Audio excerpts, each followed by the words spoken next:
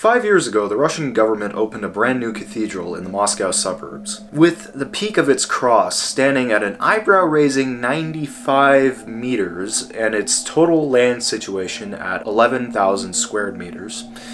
It holds a public capacity of 6,000 congregants. The main floor space is made of captured German tanks and weapons melted down, of course courtesy of the Wehrmacht. Simply walking on that cathedral floor is meant to symbolize dishonoring the quote-unquote fascist enemy.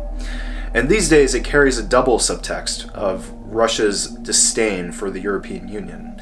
And if you don't believe me, just look at these eagles up here. There.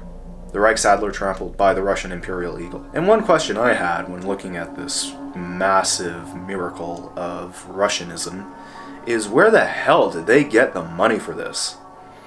Now, according to one source in Radio Free Europe, the cathedral was launched with a fundraising campaign conducted by a foundation called Voskresenia, or in English, the Resurrection, which collected donations from individuals and companies, most likely within the Russian Federation.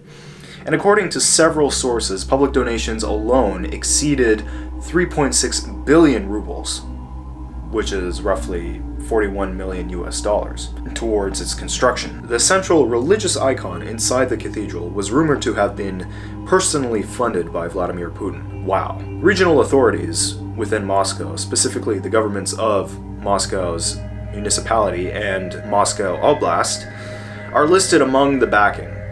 On paper, the cathedral's construction was supposed to be funded, quote, entirely through voluntary donations, end quote. But you can easily support that claim when you consider that the Russian elite voluntarily donated millions of rubles towards modern Russian might and projection of Russian Orthodox Christianity. And let's look at a few hidden symbols within these walls. Oh boy. There's quite some interesting ones here. And one thing I must note, that when Russians are building something that represents themselves, they are not fooling around. The main dome's diameter is exactly 19.45 meters, a reference to 1945, the year World War II ended, and the Russians, at least the Soviet Union, propagandized victory over Germany. And green is naturally the dominant color of this cathedral since it commemorates the Russian army.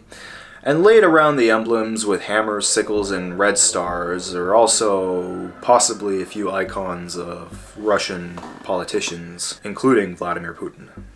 But this is really unconfirmed.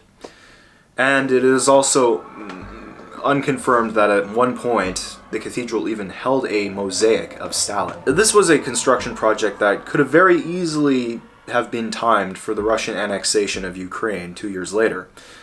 And think of it as something to hype up the Russian people and boost conscription numbers just before the time was right. But that's about all we can really look into this cathedral for now, since a lot of its information is not really well described in its public statements.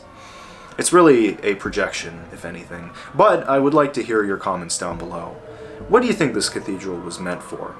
And why do you think it was timed so perfectly before the Ukraine invasion? I'm Jack Existential. Peace out.